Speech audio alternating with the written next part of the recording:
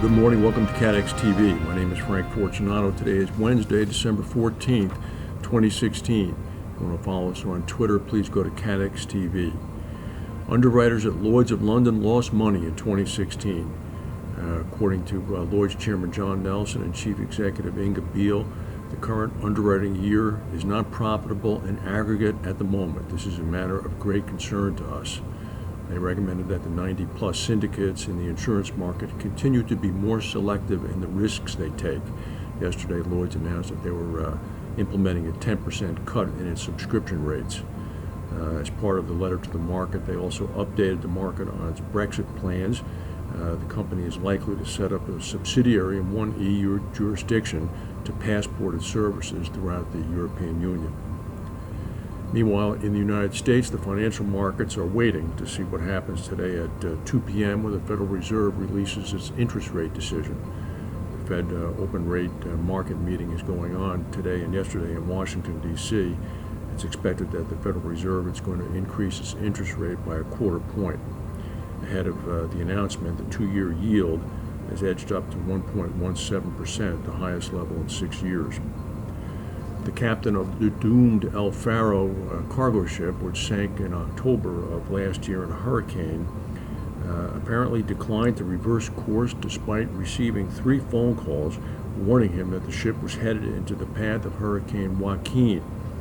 There have been ongoing hearings in Jacksonville, Florida, the home port of the ship, being conducted by the National Transportation Safety Board, and yesterday transcripts of the voice recordings from the bridge were released. 790-foot El Faro sank in October of 2015 off the coast of the Bahamas after losing propulsion and enduring hurricane winds of over 100 miles per hour. During the overnight hours from September 30th to October 1st, the NTSB noted 3 instances of crew members calling the captain to review weather reports, including 2 in which the suggestion was made to alter the route away from the storm. The captain refused and believed he could outrun the storm and plowed ahead. The ship subsequently sank.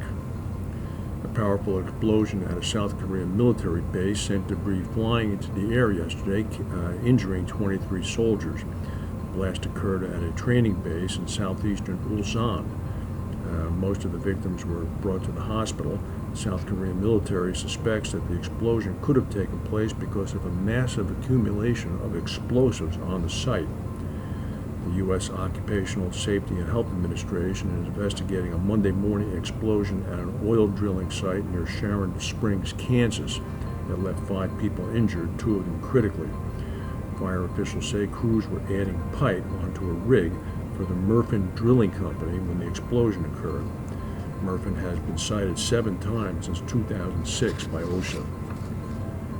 According to the Cambridge Center for Risk Studies, there are several trillion-dollar possible loss events facing the insurance industry.